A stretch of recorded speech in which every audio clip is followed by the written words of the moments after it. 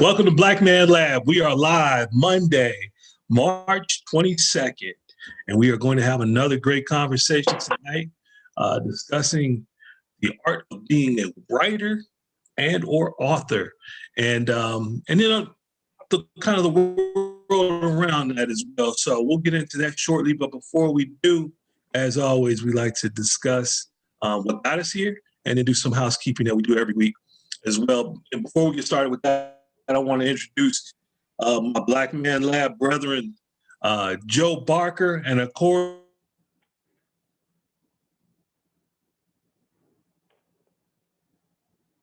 Freeze up. You're on mute, Molly. Yeah, it looks like Marty's freezing, y'all. Joe, all right, well, it's your fault, brother.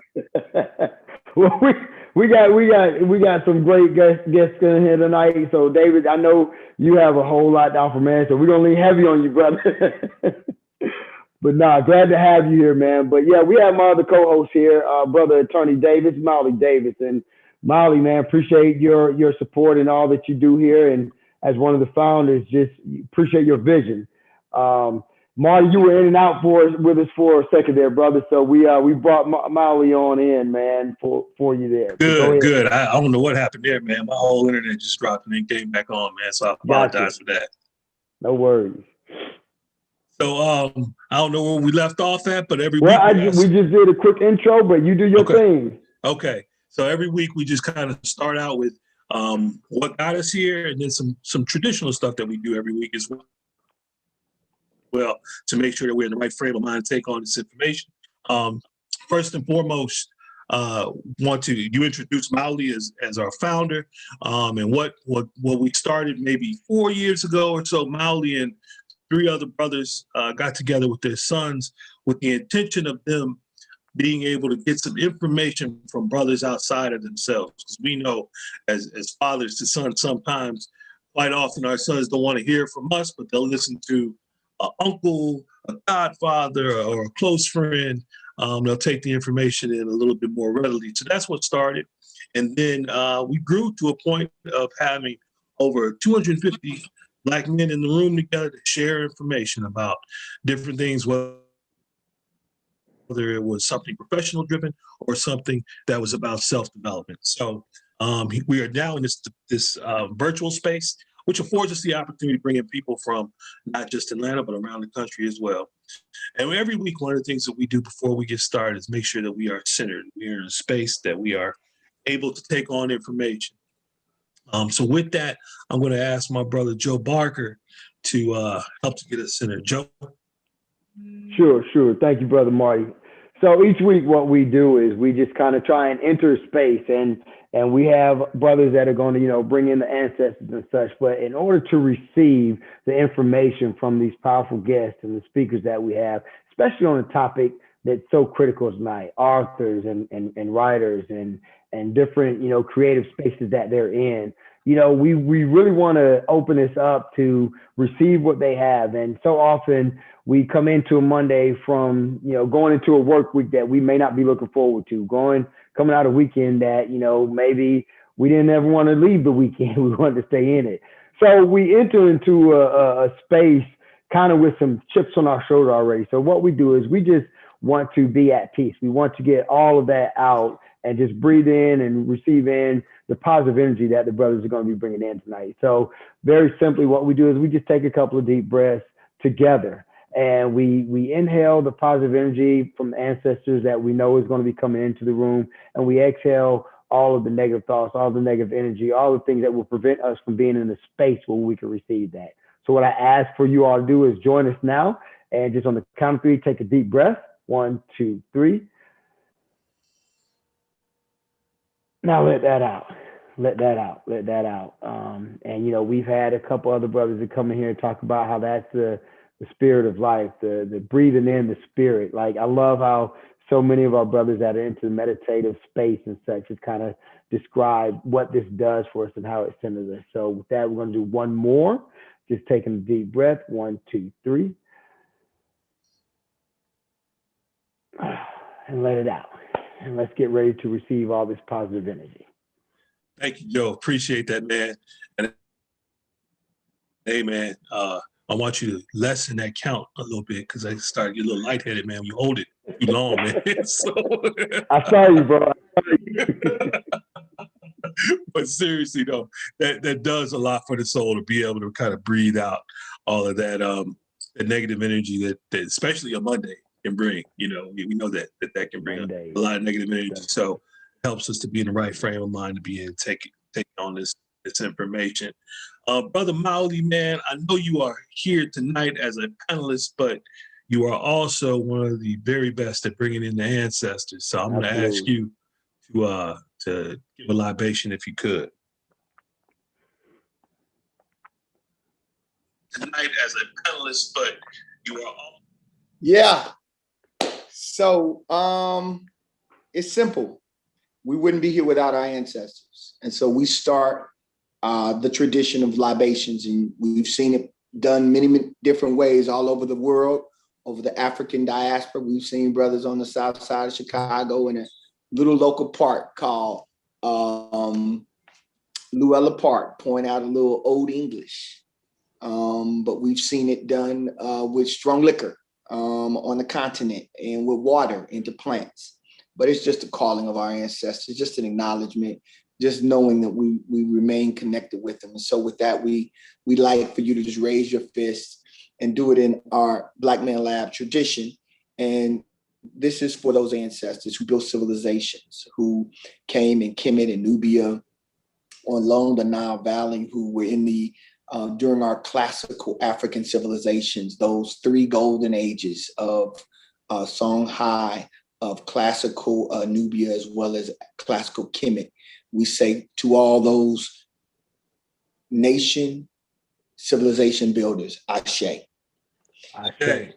And then those who resisted when our Ma'afa, our great attack against our being as human African people began, and those who would resist, whether it was in Brazil, whether it was in Jamaica, in Georgia, in Florida, all throughout the hemisphere, wherever African people were taken, we always gathered to reform ourselves and reconstitute ourselves as an African people. And those that resisted, we say for them, Ashe. Ashe. And then those in these yet to be United States, on this soil that is the soil of our native brothers and sisters. And so we honor them and acknowledge that this is their land.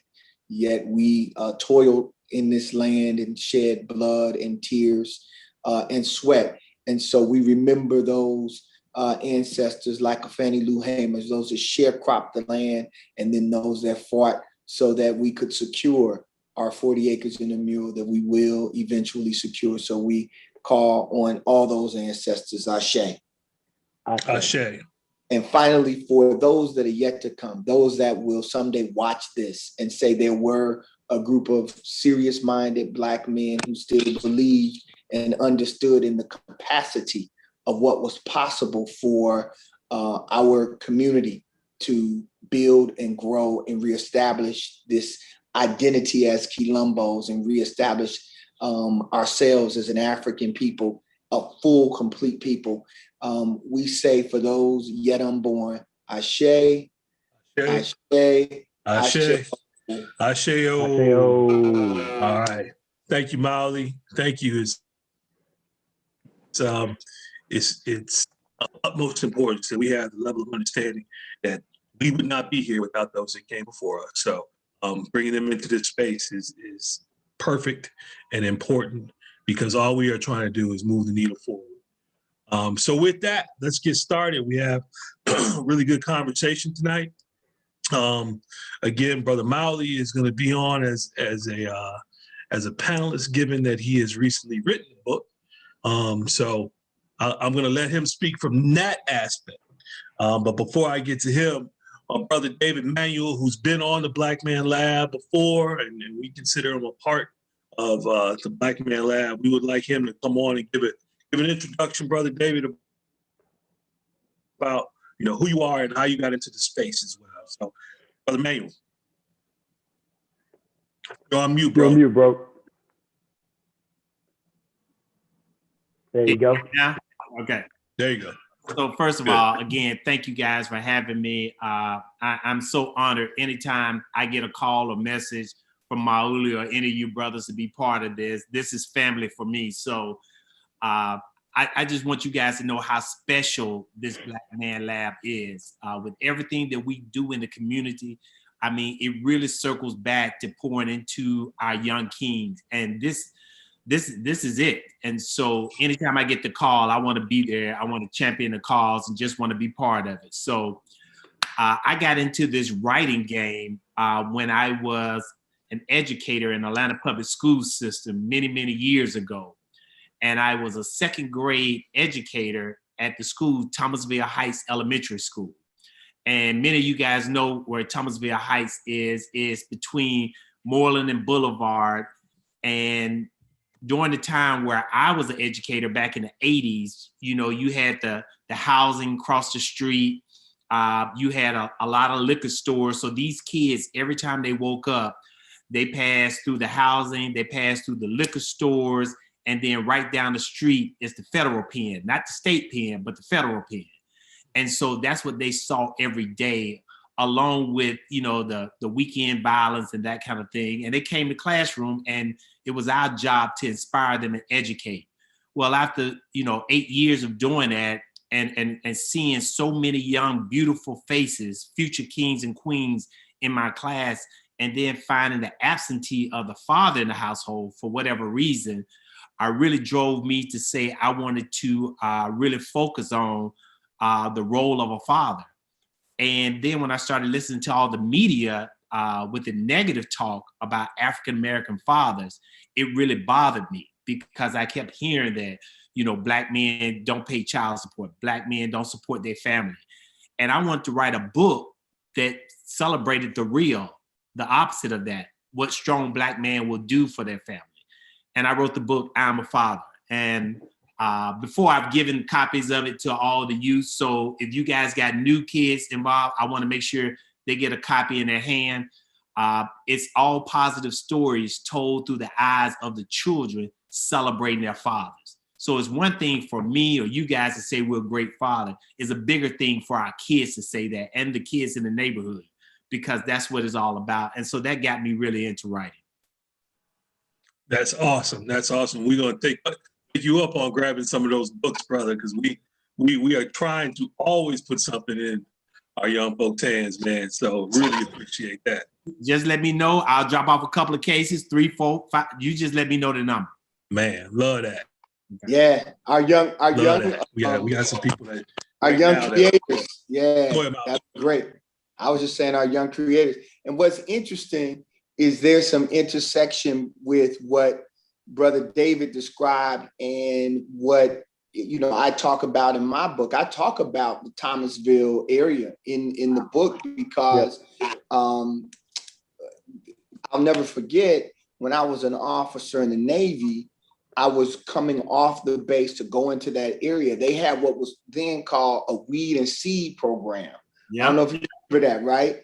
And so they would have military folks come over and serve as mentors. So I got assigned a mentor, and I would come over and I talk about that experience, right? Because I like you, David, I agree the ever presence of the federal pen, right? Waking up and going to sleep to that. It just seems so heavy, you know, and it was ingrained on my mind of how, you know, these young people must see and view and move, you know, with that as their backdrop. I call it in the book, it was their sun and their moon. It was what they went to sleep to and what they woke up to. But I was grateful that there were brothers like a Chief Sheets who just kept bringing us there. And I didn't know his motivation until later, that his own son had been murdered. And so his position was, I have to do more to give more love and support so that these young people don't feel like they need to throw their life away or take another life. And that was just profound. So I appreciate, that's a connectivity that we have. I coached AAU ball over there as well.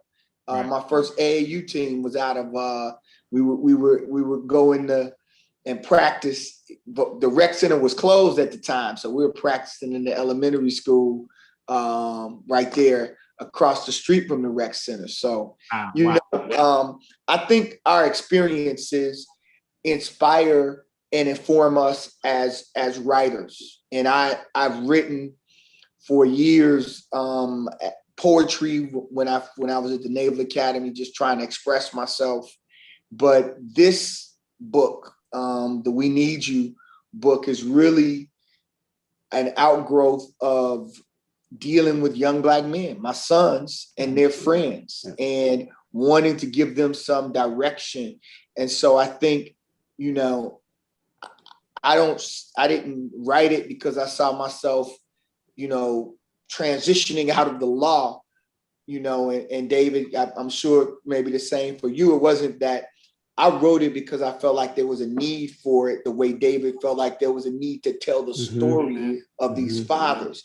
And so I write out of necessity, and I'm grateful to have that luxury, to be able to write out of necessity, to speak what I believe are truths that haven't been spoken within our community.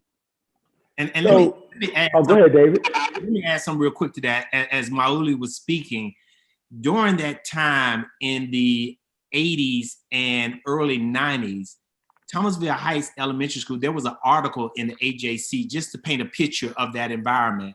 There was an article in AJC that said more people were killed in a 4-mile radius of Thomasville Heights in any worse area in Compton or in any worse area in New York.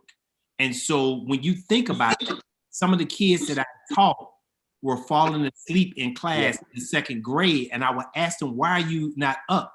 And they was like, because there was gunshots and we were sleeping under the bed. This was a daily activity for them. So it was at one point considered like a war zone, the area that Mauli was talking about. So you're right. I wrote this book because there was a need to share some positivity when it comes to the role of a Black father. And these kids who grew up without fathers need to know that fathers are great. Fathers are essential. Fathers should be the head of the household and should govern accordingly. And they need to see stories that reflect that, whether they have a father in their life or not, because I grew up without a father, but I had Heathcliff Huxtable and I had James Evans as role models, along with a couple of coaches that came in my life that kind of showed me what a real father looked like. Amen to that. Boy, you had two strong ones right there. I don't know. That balance was pretty different though, because they totally was different, weren't they? Right. And I'm talking about the characters. I ain't talking about the actual guy, but I'm talking about the characters. No, I know.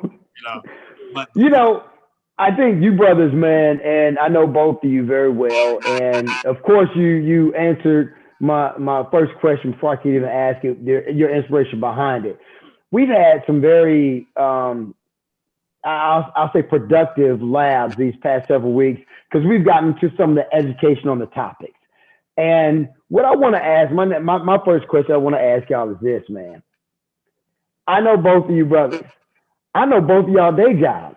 Now, here I am trying to work on a book, about my, I want my book to be about my faith and my formation as a man and so forth.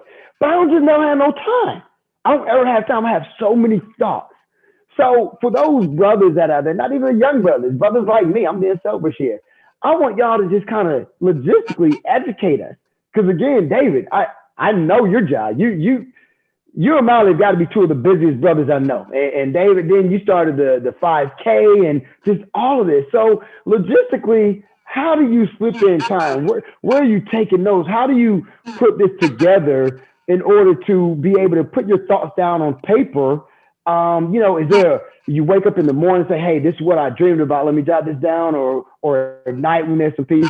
How do you put that together logistically, man, to get to a point where you're able to put in the book? I want us brothers to learn about that. David, let's start with you, man. Okay, well, I would say this, and I treat this like anything that's very important to me, like a marriage. When people always ask me about a marriage, I say a marriage is not just about love; it's about commitment and sacrifice. And so when I decided to do a book, and I'm not a person who write a lot of books. I've only written 2 books. One is called I'm a Father, and one is called I'm a Mother. And I partnered with Karen Greer with CBS News to do the I'm a Mother because I want to give voice, a platform for these ladies and these fathers to have a voice, to be heard. And so it's commitment to sacrifice. Anytime you dive into any project that is going to be successful, you're going to have to make some sacrifices. Less time with your kids, less time with your wife, late hours. You're going to have to do that. And that's pretty much what happened with me. I was committed. There was a cause. My motive is very similar to Mauli. We're very similar. We're both married to 2 beautiful queens. We both have 2 sons. Both our birthdays are in April. You know, there's a synergy there. But for me, it was really about commitment and sacrifice. And once you look at that blank page, you got to be committed to the process because you know this is not to pad your pocket. Like you said, we got day job. We got this. Right. This is to make an impact. If you're doing something not making an impact on others, in my opinion, it's not worth completing. How long did it take you to navigate that process? So my book is different than, and I haven't seen Mauli. I can't wait. I can't wait to help you promote that. My book is different because I had to put together a bunch of interviews. And so finding the people, you know, how do you get to a Morgan Freeman? Well, I went through his daughter. You know, how do you get to a Big Boy? How do you get to Dominique? Well, because I had to go to a Hawks game and sit down to get a picture with him. Wow. Look. And so, I had to travel to California to meet some brothers there. I had to really be committed to saying, I want to do this because I was so, for lack of a better word, I was so freaking pissed off about how the media was portraying Black men that I no longer wanted to turn on the TV or listen to the radio without me doing something and sharing a different part of it. And since then, I've met some wonderful organizations like Cool Dad Rock, I'm a Father First, a lot of people, Mauli, Black Man, a lot of people that are going in the same direction. Right. Because it can't be just one person. It has to be a group with power. Thank you, brother. Appreciate that. That's powerful. Now, Mauli, we've heard your motivation behind it, but we've never really unpacked the logistics, man. Like, how long did it take? Like, how did you steal away moments for that, man? I definitely probably know your life a little bit more than David's, but I am clueless how you would have pulled it off, but you did. Now, I agree with David in terms of it's about a discipline. It took me, honestly, 4 years and what I had to do, and this is what I encourage, I think, in all aspects of our life where we want to grow. I wanted to grow as a writer. I wanted to grow as a contributor. We have to have accountability partners, and we have to reach the people who care about us and care about the things that we produce and say, will you help me? And so, man, I got a group of brothers that I sent a text to on my birthday. I think it was when I was turning 51. So I had written, and I had gotten to a place where I was a little frustrated because I just, you start writing and you go in one direction, you put it down because something happens, and then you pick it back up and you're like, man, what was I thinking? And so one of the things is to try to carve out some consistent writing time on a daily basis, even if it is, and I can't wait to get back to it. Right now, I'm in organizing mode to launch the book. And I want to just get this launched so I can go back because there's so many other things that I've been learning from, I got about 2 or 3 other books in my head right now that I feel like could be helpful and useful, because I see this work in the writing standpoint as a way to build our movement. For me, the firm, the family, it's all about how do we build our movement towards liberation, towards being, you know, a free, self-determined people again. And so I sent a text. I asked brothers, hit me up, you know, challenge me on, ask me every day, did you do your writing today? And I asked them to hit me. So I started doing that because I wanted to close this. I needed to finish the book. And so I'm grinding on that. I'm getting these text messages. I'm carving out the time in the morning. And that was the best time, was to get up early, do my little workout, and then sit down with, you know, some water and write. And and even if it was just for 30 minutes, just write something. And then go back.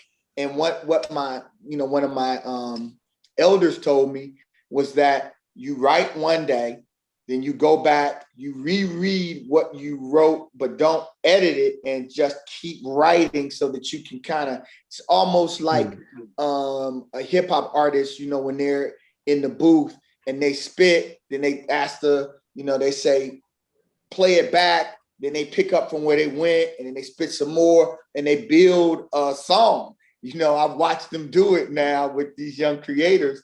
And so that was my process, was building. And I know it's different for everyone, but with schedules like ours, I think you have to block time. And then the weekends were real good, you know, like a Saturday morning and then a Sunday afternoon, you know, you try to really get down and and then send, you know, then give your stuff for review, get it back and try to clean it up, and make sure that people understand what you're trying to say. So it was a journey. It made me, you know, they talk about certain things. It is not for the attainment of the thing. It's the person you become in creating it, right? And I feel like it helped me become more disciplined, more focused, and more thoughtful. And so that's why I want to get back to the process and get going. Right. We'll do some more writing. Yeah, and you sound like an artist, man. You sound like an artist with a paintbrush. Right. And I think that that's a good point, and I think that's actually, you know, I've been fortunate that I've kind of watched Mowgli go through this matriculation of getting to the point of the end of his book, which even when he got to the end of it, he actually wound up still adding to it. Yep. You know, where he thought, he was like, I remember you hitting me specifically. He was like, dog, I'm done with it. I got it finished. Boom. And then, you know, we kind of read through it. And then he hit me back and he's like, I think there's something else I need to add to it. I'm like, well, can you do that at this point? You know, because and he did, you know. So I think that's that art, you know, that's that piece, that's the art of it, you know, where my daughter is an artist, and I know when she is painting, and to me, it looks good. But in her mind, no, I need the shading this way. I need this way. So were you gonna say something, Molly? I was just saying, and the tripped out part about it was that I had sent it out for review by some of my comrades because the book is about organizing. I was really reaching to scholar activists, you know, folks who have organized and done work. And so Greg Carr from Howard, when he got it, he writes me back, and you all people who know Greg, man, this dude is a machine of a thinker. I mean, this dude is like, he's I humbly believe, one of the most, you know, profound thinkers of our generation. And easily. Yeah, he's a very, very deep thinker. He's a genius, right? And so when he hit me back, it was like a whole bunch of love. And at the very end, he says, hey, but in light of what happened in Georgia and this insurrection thing, brother, I feel like you gotta add, that chapter in, and it was so on point in terms of adding that piece, even because we have a study guide with it. My sister, my god sister Tashia Umoja, she and sister Io, who are educators, did the study guide. So I send them that last chapter, say, hey, I need y'all to do finish the study guide for this part. And they were like, man, I thought it was done, but I'm really glad you added this last section, because it addresses and kind of wraps it up in a way that is, I guess, tighter or whatever. And so I think as writers and as artists and as from an activist standpoint, I think we have to just remain open to hearing from people who, we know want the best product possible, and they feel your spirit, and they like, okay, let's do this. Think about this. And Mike Samanga has been that for me. He's been incredible in that way, just encouraging me, stretching me, and pushing me in ways that I was, you doubt yourself. There's always doubt that comes in, even when you're writing about something that you love and care about deeply. Yeah, and I think that as it relates to your book particularly, it lends itself to continuation, right? Because it's a continuation of thought, and it's a continuation of what's going on in our society. What I want to ask you guys, though, is really about our young folks. So we have our young folks, and I know, David, I haven't had an opportunity to look at your book yet, but I know just based off of what we hear, it's impactful. But in terms of touching our young folks, you guys have done a great job in these pieces of making it very applicable to their daily life, right? And so in doing so, that makes them want to read it, right? It makes them say, oh, let me check it out. And then that in itself is what helps to change the paradigm of what they're used to, right? Meaning, you David, you talked about kids not necessarily having a father figure, but if they're able to read about what that picture can look like, and it makes sense to them, then they can change, kind of how they're moving forward, or at least have an idea about that. So talk to us about that piece of what makes it impactful for young folks to want to, one, change, but then two, also maybe they want to delve into that work themselves. What's going to be that thing that you think would be impactful for them? And I'll start with you, David. So when I wrote the I'm a Father book, and it's I'm a Father celebrating African-American fathers, I did that in the late 80s.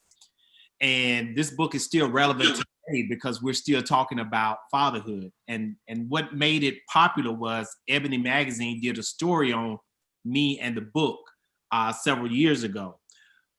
What I think worked with young people, they got a chance to see young people putting their expression on paper.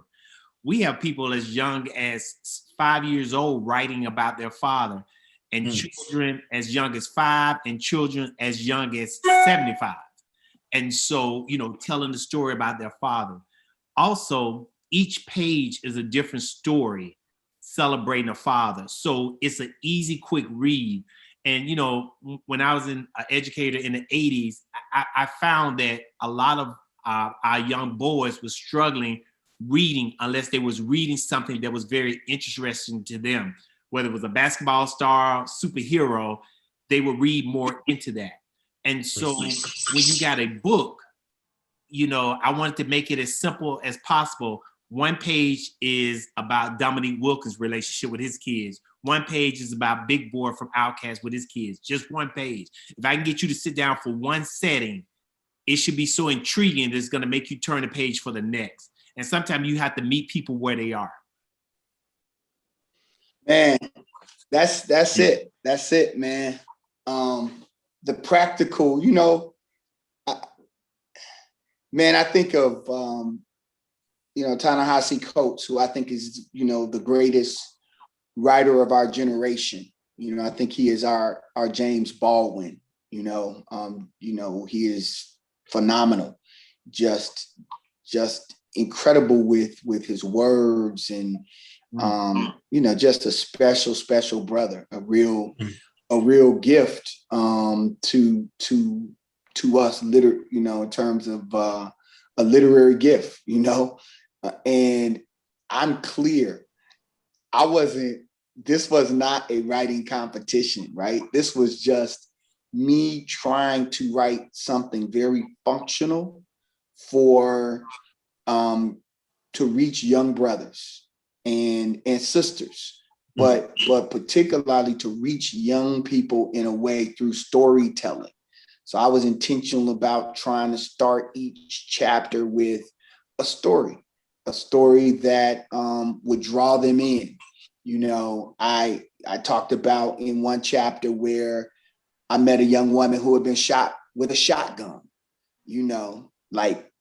Hopefully that'll what was that about? Sure. I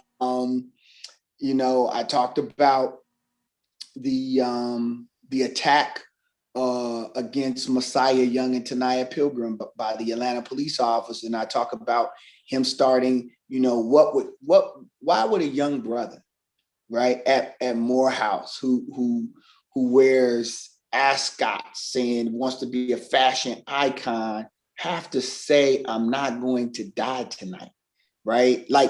So I was trying to get them to think, and it so much of your writing, I think, is your life experience, and it always comes into it. And I remember a video of Tupac, one of my favorite artists, writers, poets, revolutionaries, martyrs, and Tupac was being deposed, and in the deposition, they were really trying to lure him in because they were trying to blame him for a police shooting that happened. They were trying to say, well, this police shooting happened because of your lyrics, and so he was being sued for a police shooting, and so he ends up writing speaking, and they asked him a question. They say, well, what were you trying to do with your music? And then he was like, get people to think. And I thought that was just profound. And that's what my hope is that, this humble, and I'm like you, David, I kept mine like you did, single page. I kept it short, in total. It's an 106 page. That's with everything, acknowledgments, all of that. So I was like, that Jawanza Kunjufu type formula, you know what I'm saying? That Naeem Akbar joint, them little short joints, so that I didn't want them looking at it and saying like, nah, I ain't picking this joint up. It's something that they could potentially read in an evening, within, for a few hours. So I think, being a functional, I try to be a functional writer to some degree. And not that other writings aren't functional, because obviously when you're moved by someone, it serves a very important purpose. It's art. And so that's how I approached it.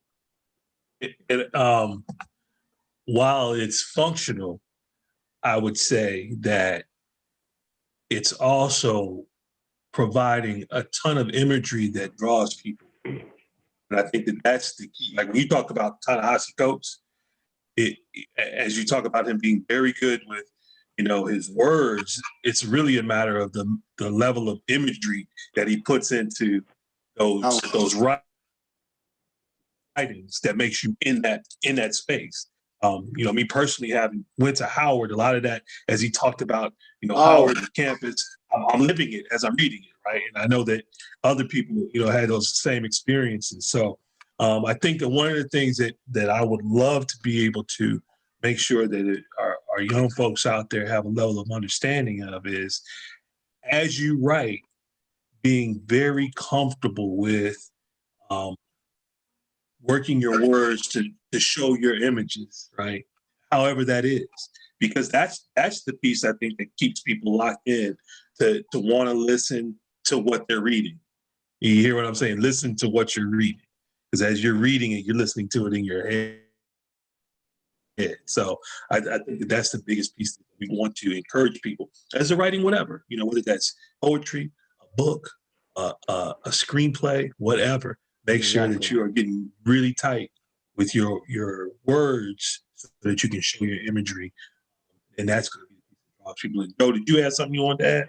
Yeah, I think that's a great segue, Marty, with what you just said. I think about our youth, and on Saturday mornings, as y'all know, I'm with Gary Davis, who I text him to see if he can hop on to promote his book as well.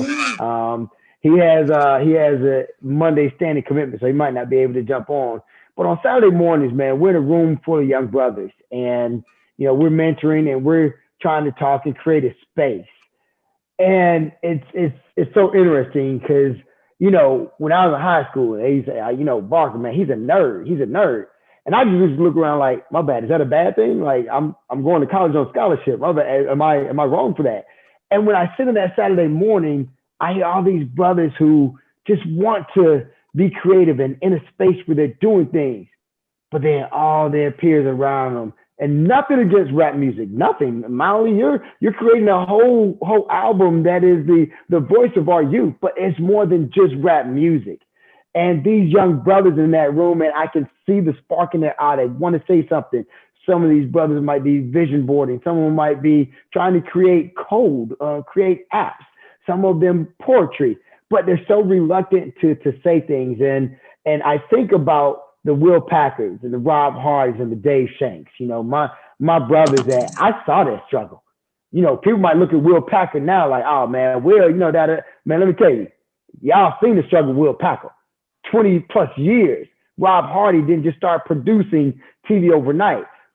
And I just want to ask y'all, how do we create a space where these young men can be confident in, hey, this is what I want to do. And I saw David Manuel do that. And I want to ask him some questions because that's the path I want to go. How do we as Black men do a better job as far as creating spaces where they can investigate their creativity and not be judged for thinking outside the box? Because quite frankly, that's what we need to be doing. That's how the Black Panther Party was created, thinking outside the box, and their 10-point platform.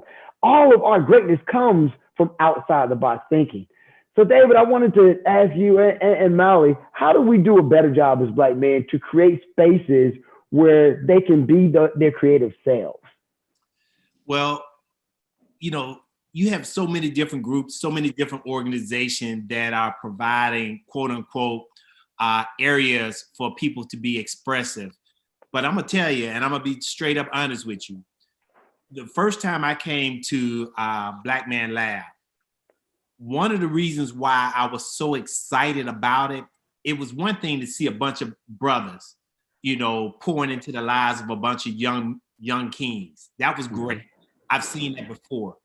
But how it started off was really what sold me and said, this is a turning point for so many others that are trying to do this across the United States. When Mauli opened the invitation and said, I know this has been a crazy week for many of us. If you need a hug right now, come on, line up. Yes.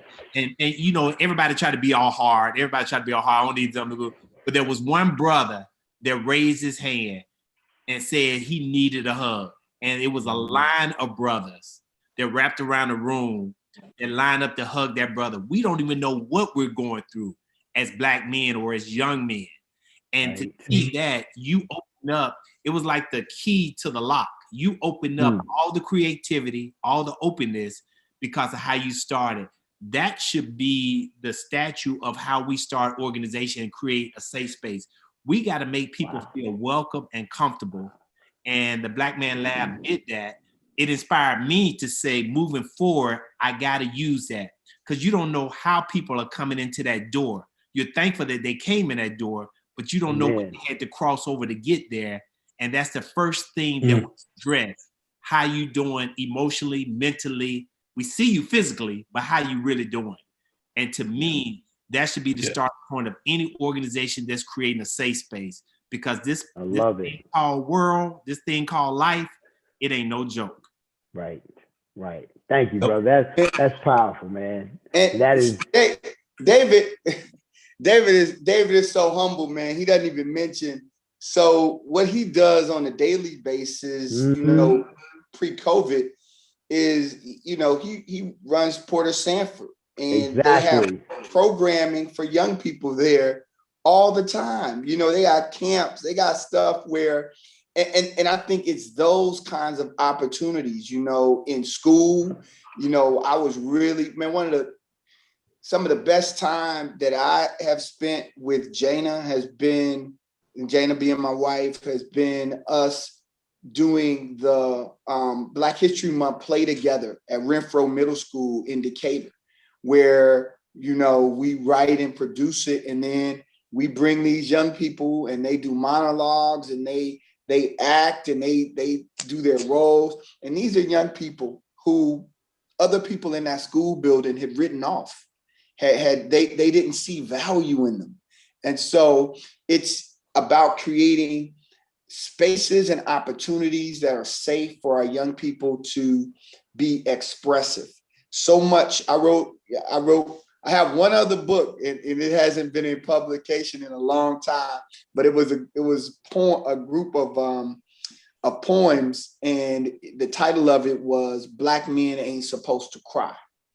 And that's it, man. You know, that's our reality, you know, is that we're not supposed to cry, and we're supposed to suppress our emotions and not tell our story and our truth and bear our heart. And even in this book, there's a, you know, with, you know, the We Need You book, man, there are spaces where I have to be honest. When Kahari was out there in the middle of the protest on May 29th, as things began to escalate and police cars set on fire, like, yeah, I believe, I pray that I'm a fearless revolutionary, but I was scared. And I had to say that. I was scared for my son. I was scared for our family. I was scared for other young people. And that's not, you know, that's not the thing that people look for you to say. You know, what leader says, you know, hey, I was afraid, you know, but we got to be honest. And I think when we're honest, we invite honesty into the conversation with our young people, and we have to just be as intentional as possible. Even with this Black Man Lab, Young Creators, Entrepreneurs, and Innovators project that we're doing, it's amazing how the young people are just like feeling so, they communicate this sense of freedom. Freedom, you know, like, we're not telling them what to say, what to think, what to do. We gave them the book, we read it, we discussed it with them, and then we say, go create. Does any of this apply to you in any kind of way? And create and do it to your peers, not to satisfy us. That's the thing. Don't write to us. You know, we are the converted. Right to the folk that need your young peers who are debating whether they should put a gun to their head or somebody else's. Reach them with your work. And when you do that, then we've created a space that's not just safe for those that are in it, but that space radiates out, right? And it's creating safety all throughout our community. Absolutely. And that's what that's what our objective has to be. And that's what I'm committed to, you know, for the remainder of my days, is to just pour into these young people and give them a chance to do, you know, to figure it out and help them. And Molly, I've known you not quite as long as Marty, but I've known you for a long time, brother. And since I've known you, that's That's exactly what you've been doing. I want to double back to David because Molly, you hit the nail on the head. He's over there being all modest, but I know what the Port of Sanford Center does. And I know the greatness of what they offer a community. So David, I just want to also give you a platform, man. I know we've been in a COVID environment and things may have been curved, but talk to us a little bit about some of the creative spaces that exist and existed at the Port of Sanford Center. Well, we're excited because we just ordered, and I think the last day was last week, all new state-of-the-art equipment. You know, it's one thing to say we're a state-of-the-art facility, and that's always been in our byline, but you know, when it comes to production equipment, you got to upgrade every 6 months or you're not state-of-the-art. But I'm here to say, and Mauli and anybody else that's listening that want to bring an event there, the sound system, the speakers, all that is just brand new. We're excited about it. And we're also excited that next week you're going to start seeing the tractors in. We're building an outdoor amphitheater. So we're going to have entertainment in the building as well as under the stars. And I'm really excited because the amphitheater I've been trying to get the amphitheater for the last 5 years, and now it's here. What better time than now when we're in a COVID-19 environment? We need to be doing more things outdoors. So to have that option of indoor and outdoor, we're going to set a whole new tone for Rainbow Drive and Keller Road and what that looks like and feel like when it comes to arts and culture. So I'm excited about that. We have the classrooms, we have the black box. You know, the black box started off David Bozeman annual. I remember. They blew it out. They blew it out. But the memories will last forever because they created a different vibe to where I started calling it the Black Box Sound Stage after Mauli and them came in there and just took over. And not only that, then his son had a birthday party over there, and I looked on the balcony and they were carrying people through the crowd, you know, surfing. And so, you know, I love it. Art's about anything that's entertainment. I want to display it. I want to put it on stage. I never say no to anything that's creative. I always figure out how we can do that under the rules of the government, but also keep that creativity and that flowness. So I'm excited about it. Yeah. Well, man, that sounds exciting. And Molly and Marty, it sounds like we're going to have to do a special broadcast out there one of these days, brothers. Absolutely. Oh, sure. And look, I want, and I'm really disappointed that today Jared isn't on and Maurice isn't on, because I want y'all to be clear that Porter Sanford, the brother who the facility is named after, was a good member of the greatest fraternity, Kappa Alpha fraternity, and of Atlanta alumni. So I'm getting some text messages from my Kappa brothers saying, look, you better make sure they know who Porter Sanford was now. So I want to just put it on out there and let that resonate and ring out. You know what? We're gonna respect the greatness of Capitol, man. I salute you, brothers. I never got an issue. I coach actually with Sandy at Sandtown for several years. He coached my son. I coached his. Another great Newt, man. I don't know how I keep running all these great Kappa men, but you know, I guess that's God's really showing me they exist. And I'm gonna tell you this. Today is Bobby Sanford's birthday, so it's kind of ironic to celebrate this. So today is Bobby Sanford's birthday, and I'm honored to be the director over at Porter Sanford. I learned so much about him throughout the years. He was also a founding member of the 100 Black Men of DeKalb County. He was a brother that really invested his time, his money. Sanford Realtor, right there off of Wesley Chapel or Panola, whichever one. That's right. And then Bobby has taken that torch, and she has been huge and instrumental in a lot of the planning that's going on in DeKalb County. And so, beautiful family. They've had some challenges, but I mean, just a beautiful, strong family that's committed to the community. I've got to wish her a happy birthday. Very classy queen. Absolutely. You know, one of the things that you guys touched on, you know, we talked about creative spaces, right? And we talk about allowing,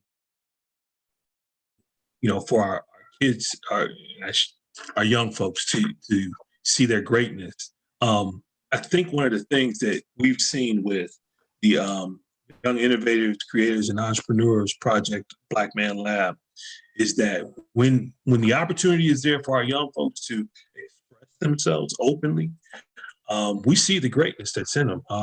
I think by nature, we as Black folk have innate ability to be great when allowed, right? And that's because of years and years of having to make do with less, years and years of being suppressed and oppressed. When the opportunity has presented itself, greatness shows. And we're seeing that with this project that we have.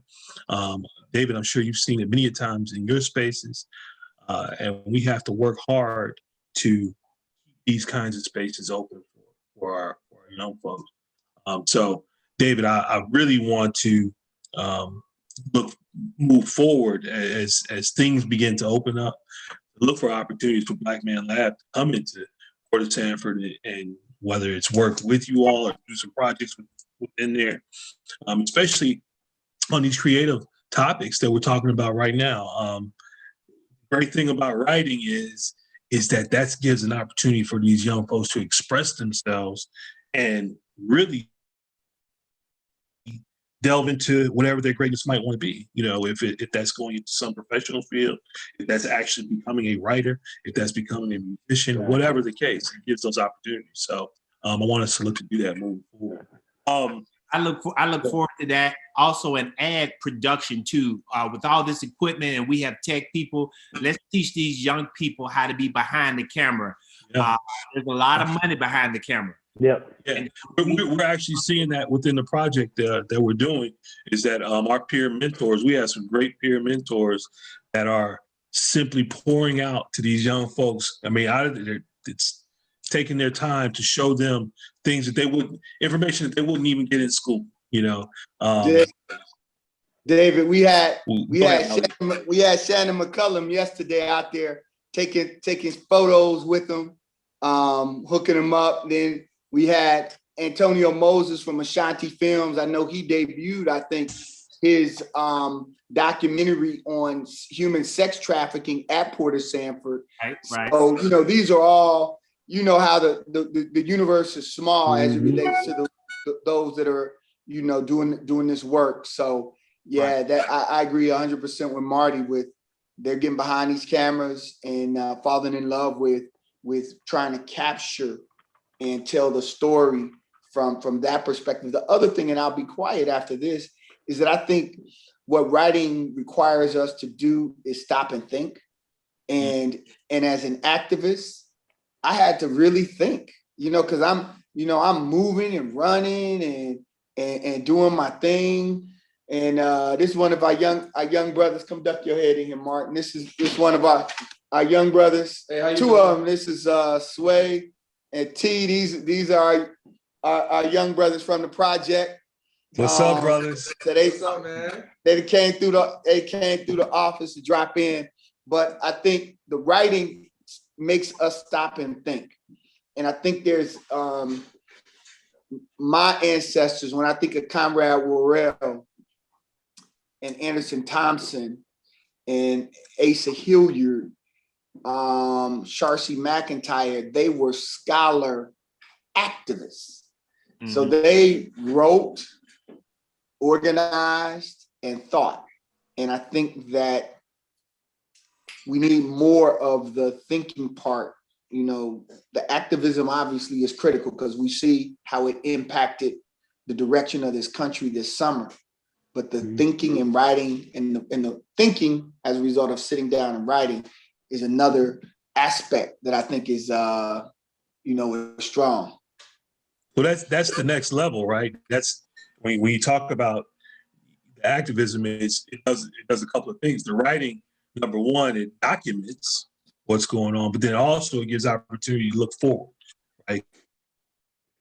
Because we start thinking, and as you think and put pen to paper, you're thinking about what the next step is. We're thinking about moving forward. It's funny that Molly, that was Martin that came in there? Yeah, it's Martin and T, man. Okay. They came in the spot. They helped you talked about that piece of our young impact those around him. Didn't he bring some young folks yesterday? Yeah, that's how T got in the mix, and he brought some of his artists yesterday as well. And we just got to keep reaching.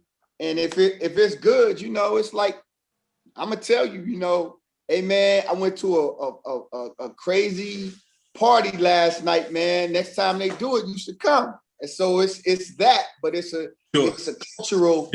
cultural revolutionary party. Yeah, absolutely. Brothers, look, we are pushing up against the clock. I want to make sure that we have some time to talk about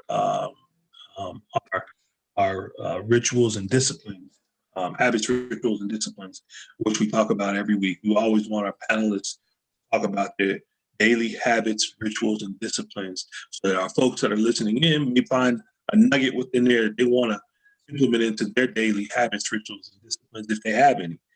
Sometimes people don't have any, so hopefully we can give them a little something, especially as it relates to our young folks. So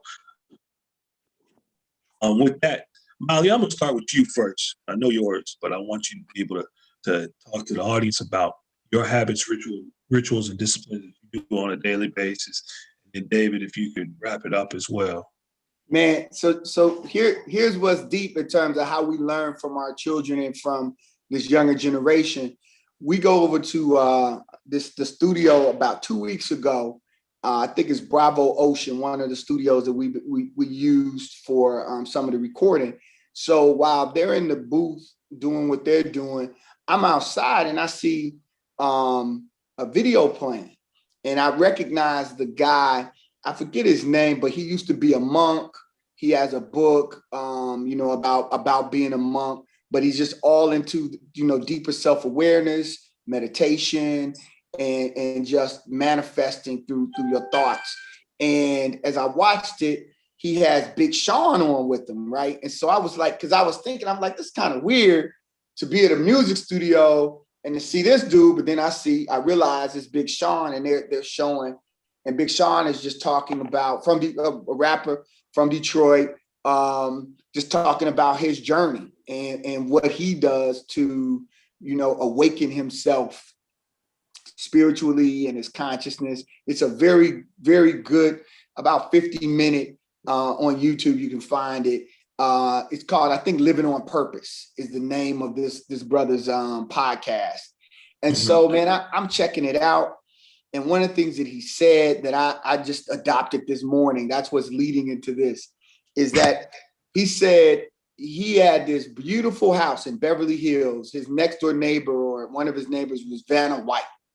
So he had made it, right? But he said he was having difficulty getting up out of bed, right?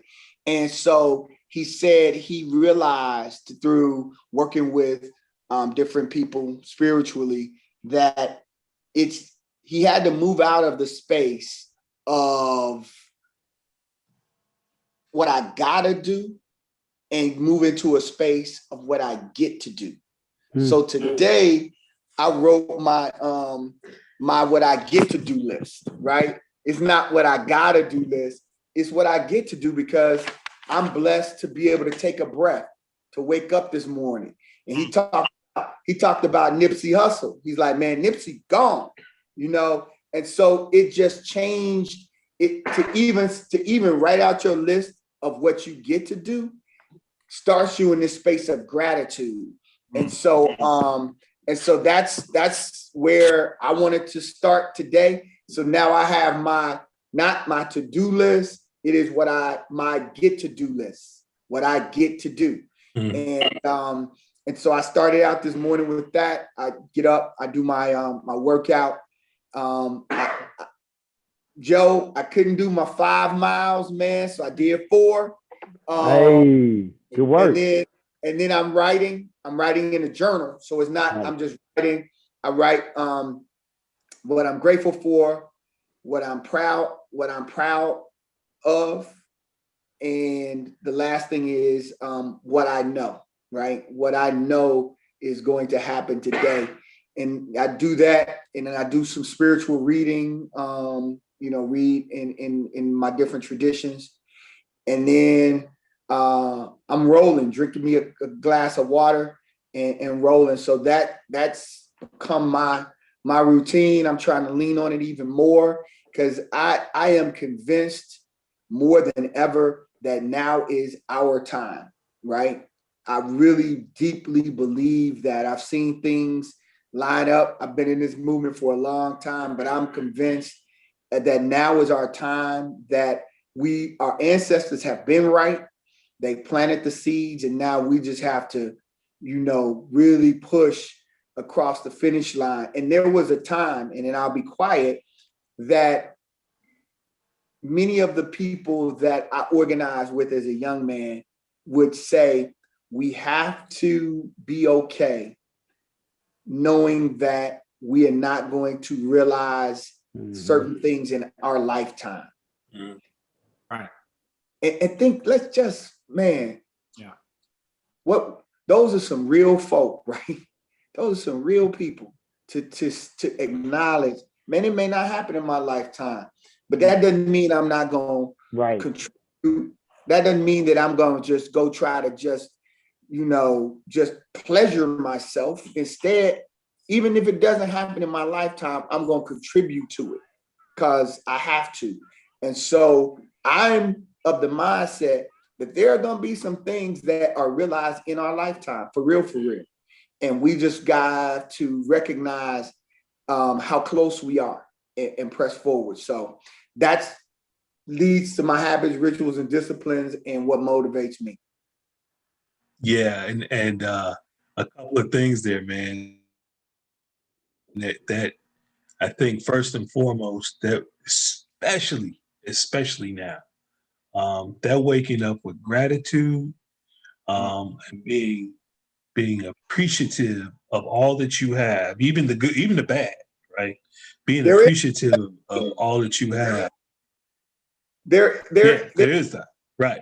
Everything is when we really get it, everything is shaping us for whatever the Creator, the Most High, and the ancestors want us to do, right? Yeah. It's man, I've thought about, man, that didn't feel good. Woo, that hurt.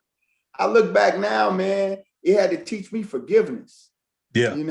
This morning I was trying to exercise forgiveness. People who I know did things that were intentionally, harmful towards me and my practice and what I'm doing. But man, please, I'm trying to operate in God's space. Absolutely. Absolutely. I can't play with it. Yeah. That's not, it's not for us to control, right? That's not our business. Our business is to do the Creator's work and be grateful that we are here and we are able to do His work. So I 100% agree with that.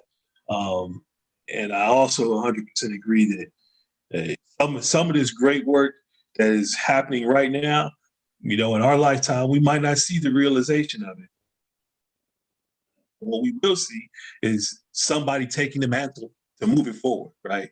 My big vision is that the day that I expire, whatever that day is that I know that some of this work that I've been a part of and that we've been a part of will be handed off to somebody else that can take it and take it to the next level and get this world to where it's supposed to be. I'm excited about that.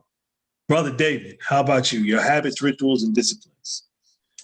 Okay, so I could easily say ditto to everything Mauli said because, he knows what I'm about to say when it comes to being grateful. But before I even get that, I'm sort of mad at Davis Bozeman Law Firm because, Marty, they should have got you better Wi-Fi. So, we're gonna work on them, brother. We're gonna work with the Wi-Fi. That's me. I don't know why in my house it sometimes it's great, sometimes it kills my greatness. Now the Black Man Lab going spot for that. We got you, brother. We'll figure it out. We got you. I'm with you. I even got the upgrade. But no, I will say this, and I feel like I'm piggybacking on what Mauli said. Being grateful every morning. I can tell you every morning or almost every morning, I get on my new stationary bike because the I'm a Father 5K has now added biking. And I was in a car accident a couple of years ago where I had to have knee surgery. So the pavement and running just ain't the ticket for me. And sometimes you have to go with plan B. So the biking is easy on my knees. I'm doing it. So I try to do that every morning. I even downloaded the Peloton app and work out with them. You know, I drink a smoothie. But the real is every morning I wake up, and I'm serious. I lay on my back for a few minutes and I open my eyes like I'm truly surprised that I actually woke up. I am truly surprised. I'm truly thankful. And some mornings I wake up with tears in my eyes because unless you've been through something, you don't know how special it is just to wake up. We take waking up for granted. We take it almost like, well, I'm gonna wake up tomorrow and deal with these issues. No, you might not even wake up tomorrow. And so I embrace it and I lay in bed for a few seconds, you know, thanking God with so much energy, like it is my last time waking up and I want to make sure he hears it from me. Sometimes our young people won't get that until they've had some life experiences. But if you can get that now, you know, and usually when you talk about something, you usually reach 1 or 2 people now and you reach a lot of people later. But if you can wake up every morning with that sense of gratitude, it doesn't matter what your ritual is. It doesn't matter if you drink coffee, work out, drink a smoothie or whatever. If you can wake up being thankful and grateful for the mere fact that you made it through the night, you can take on anything. These last 3 or 4 months, I have been surrounded by death. I'm a mentor for LifeLink and Donate Life. So I talk to many people on a daily and weekly basis about where they are in terms of being on a transplant waiting list. Some of them will make it. Most of them will not make it because they won't get that life-saving organ in time. These last few months, I've experienced a lot of people who were still waiting. And I had to even question myself, am I the man for this cause? Because every time I lose someone, I feel like it's deteriorating a part of me. But it also gives me an appreciation on what I went through and what my role is and my purpose. So when I go to sleep at night and then I see that sun shining through that curtain and that irritating bird at my window that wake me up, I'm looking at it like it's a conversation. It's not irritating because I got up, and that means I have an opportunity to deal with some junk, deal with some mess, deal with some positivity, make an impact on somebody's life. I got a chance to start it all over again. So I'm so grateful. I'm grateful for the friends I have in my life. I'm grateful for the lessons I'm learning. I'm grateful for the true advice I get from people. You know, there is no bad days. They're just learning days. And I embrace it. So I can encourage that to the young people. Be thankful, be grateful. Look at everything as an opportunity. Don't look at what other people are doing and feel like you don't measure up to them. Don't ever do that, because you are right where you're supposed to be. And tomorrow you'll have a chance to even move it forward. And that's how you have to look at it. Amen to that. He preached today. He preached. Brother. I love it. Yeah. Now, David's testimony is so real, brother. When I saw David in the hospital, man, I think they had given David 7 days to live. 5 days to live, man. Wow. Yeah. And to see him live his life with such purpose. But prior to that, you know, I mean, David has always been a good man. He's always, you know, he's been on this. Mm-hmm. But since then, I do it like steroids now, right? Man, it's yeah. He like, you know, and you know, when you see your friend in the bed, man, and he's like, bruh, I don't know. But I'm holding on and folk just around praying, you know, and then the miracle comes through with a transplant. Mm-hmm. It was, you know, just so when he testifies, he's testifying from a space that few people have been. And that's a powerful testimony. you know, I remember about 3 years after my transplant, and I was a keynote speaker for the NFL retirement players, and they asked me to speak. And during the speaking process, I was kind of giving my testimony, and tears were just coming down. I was crying all through it, but I didn't stop. And I even paused a minute and told them, I said, those are not sad tears. Those are uncontrollable joy tears. I'm going to get through this. I'm not going to stop. I said, so don't get caught up in the tears. And people handed me tissue and stuff like that. I looked like Michael Jordan with a crying meme. I was I love it. because when I started speaking, I started remembering the times where I'm hugging my sons, my 2 boys, saying goodbye to them. You know, not being able, when they said Parents' Day on the football field for this big game, and my oldest son had to walk with his mom in my place. And, you know, they said, so I'm remembering all that. And I'm also remembering when the doctors are whispering with each other saying he might have 3 days, he might have 4 days. And then I remember laying there and having a conversation with God, letting him know I'm not ready to go. I'm not ready to stop being a father. I'm not ready to stop being a community activist. I'm not ready to stop making an impact. I say, but I'm so tired and in so much pain. If you say this is my time and I'm a person who never quit, I will surrender to you, only you. I say, but I'm not ready. And as soon as I said that prayer, and guys, I do not kid you not. Speak now. 3 or 4 minutes, I heard a loud noise outside my hospital room. Now I had tubes in my nose and my mouth, and the nurse came in and I was irritating. I was like, what is that freaking noise? And she was like, Mr. Mannion, that's a helicopter with your surgeon and your liver. You're going to surgery tomorrow. You're going to live. So what do you do when you get a second chance on life? Well, whatever you're doing, you're going to do it like you're on steroids. And you're going to give God a grateful thank you all the way. So when I say I wake up in the morning grateful, I go to bed grateful. I'm doing it. I'm driving with the drop top down because I want to get closer to God. That's why I bought that convertible. So I love it. And it's sweet. It's a sweet convertible too, boy. So I can listen to some Barry Manilow and start screaming. People might see me on Keller Road at 285 saying that's a fool behind the wheel. Nah, that ain't a fool.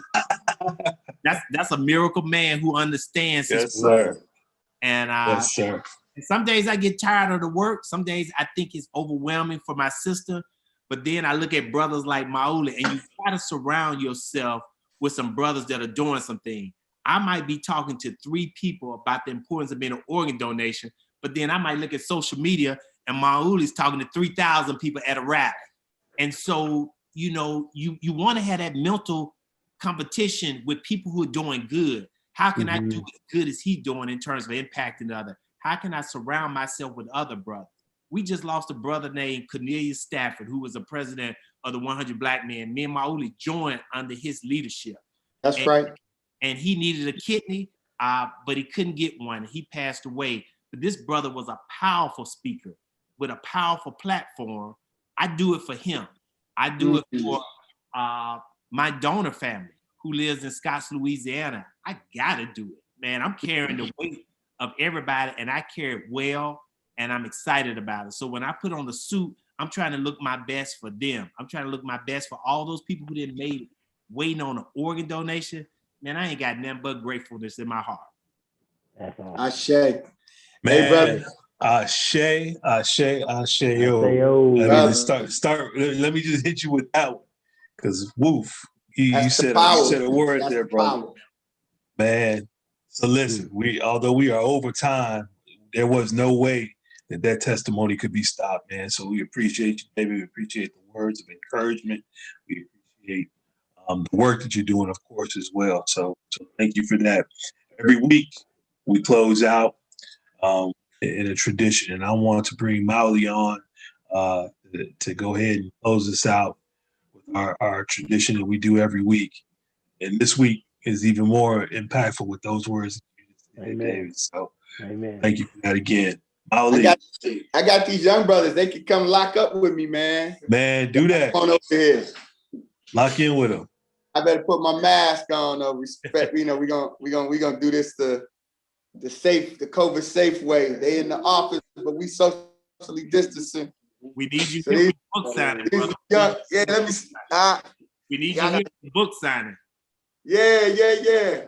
So I'm a link in this chain, I'm a link in this chain, and it won't break here. and it won't break here. I'm a link in this chain, I'm a link in this I'm a chain, link. and it won't break here. and it won't break here. We are links in this chain, We are links in this chain, and we won't break here. and we won't break here. I say. I say, I say, brothers. brothers, David, thank you appreciate again, it, man. Thank you again. And David, thank you again for sharing. Thank you for being part of the Black Man Lab, brother. We appreciate you. And everybody will keep pushing, and we're going to keep loving and keep getting better. And we'll see you next week. See y'all next Monday. Appreciate Peace, you. y'all.